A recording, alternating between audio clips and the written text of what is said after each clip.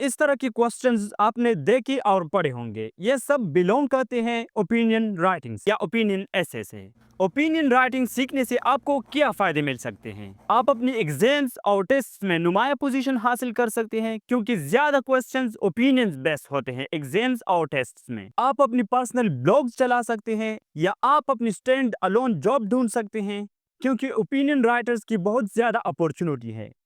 सबसे इंपॉर्टेंट चीज, तेजी से बढ़ती दुनिया में आप अपना एक clear point of view develop कर सकते हैं। ओपिनियन राइटिंग ही आपकी साइकोलॉजिकल नीड्स को पूरा करता है, क्योंकि आप अपनी थॉट्स और अपनी बिलीफ को लिखते हो। इस वीडियो में हम ओपिनियन राइटिंग के बेसिक्स को अनकवर करने जा रहे हैं। इनमें से मेरा फेवरेट लास्ट पॉइंट है।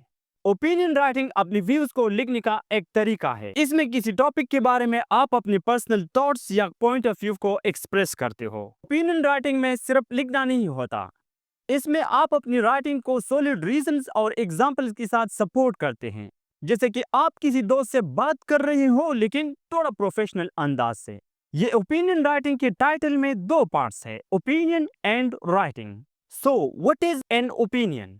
किसी शख्स या चीज के बारे में हमारी बिलीफ को ओपिनियन कहते हैं। ओपिनियन से हमें पता चलता है कि how a person thinks, feels and believes. ये किसी इंडिविजुअल या ग्रुप के पॉइंट ऑफ व्यू के बारे में हमें बताता है। यही ओपिनियन राइटिंग की खूबसूरती है कि आप गिवन स्टेटमेंट के साथ एग्री और डिसएग्री दोनों कर सकते हैं। दोनों साइड से आप अपनी ओपिनियन को प्रेजेंट कर सकते हैं। इस एग्जांपल से इसको थोड़ा सा समझते हैं। Sanju thinks reading books as the best way to relax.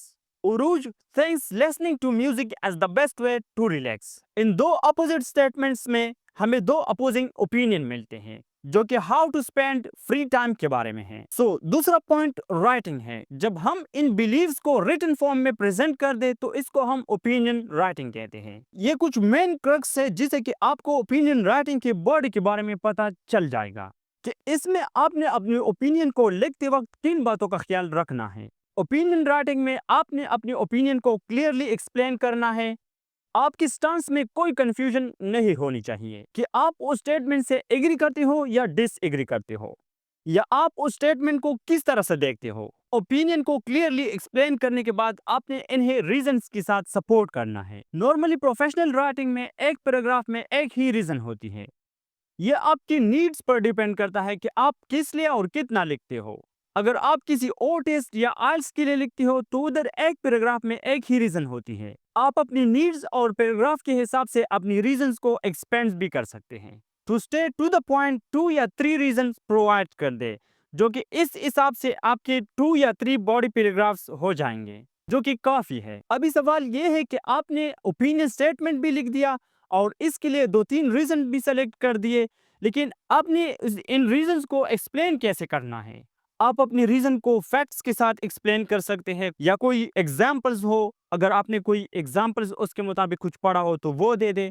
Personal experience, अगर आपका उस रीजंस के मुताबिक कोई नॉलेज हो, बैकग्राउंड नॉलेज हो या कुछ पढ़ा हो आपने, उसके मुताबिक उसको एक्सप्लेन कर दे रीजंस को। स्टैटिस्टिक्स डेटा दे, कोई सर्वे वगैरह कुछ हो, आपने इस तरह से कुछ पढ़ा हो तो उसको एज अ रीजन एक्सप्लेन कर दे। एक्सपर्ट्स ओपिनियन दे सकते हैं आप रीजंस में। कंपैरिजंस, अगर दो चीज़ों के दरमियान आपने कोई कंपैरिजन राइटिंग हो या ऐसे हो तो उसके मुताबिक आप कंपैरिजन से उसको एक्सप्लेन कर दे। कोटेशंस दे दे, लॉजिकल रीजंस दे दे। फॉर एग्जांपल, अगर इस तरह से, अगर ये हो जाए तो फिर इस तरह से होगा, इस तरह, इसको लॉजिकल रीजंस कहते हैं। इन सारे तरीकों से आप अपनी रीजंस को एक्सप्लेन कर सकते हैं।